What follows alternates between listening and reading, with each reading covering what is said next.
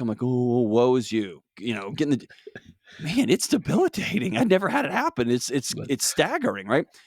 But here's the thing. That injury, someone's going to say, you need to go to a chiropractor. Well, actually, you need to go to a knee specialist because it's probably the way you're doing this. And it was, man, we have just bifurcated and sliced and diced the human experience into so many little tiny squares. And then we outsource those to people who've gone to school for 100 years to look at this one problem through a magnifying glass.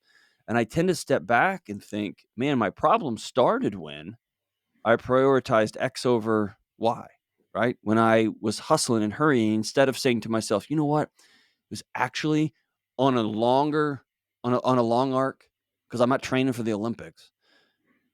Probably would have been better to spend that 30 minutes with your daughter because y'all were having a great morning. But you broke that short so that you could tell yourself to hit these goals, right? And so I think it's just stepping back and looking at this a bigger picture.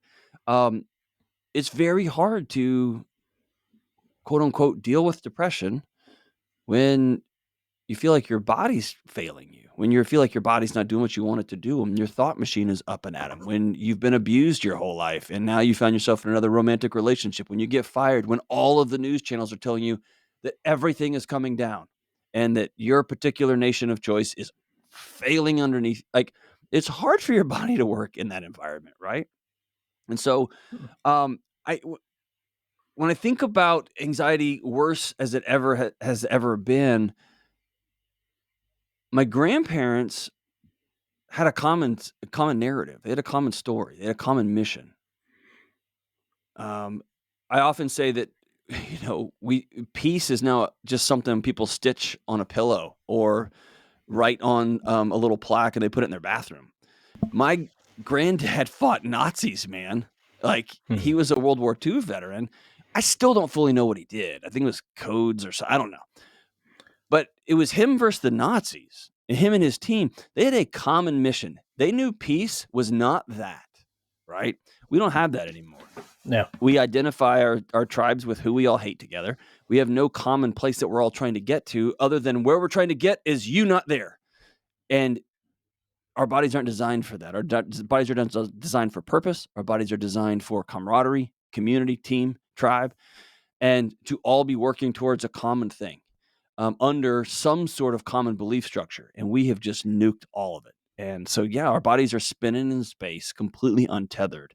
And it's a madhouse. And then the rise of, like you talked about, these internet figures that are telling a generation of exhausted, frustrated, anxious, depressed men, you know what you need to do is you need to rewind the clock about 250 years and be misogynist and flex a lot and ask the world to bend to your will.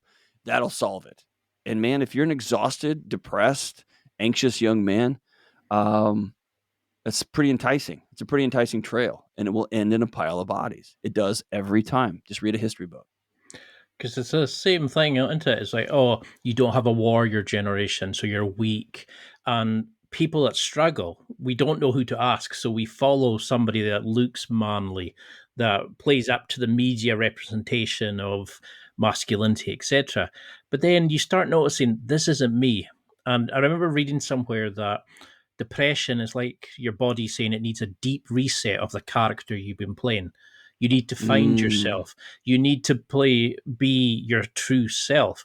And I think that's what I really like about your book, where instead of just following like these pickup artists, that play a character, play a routine, you're actually telling people to do the inner work, face the demons, and deal with it.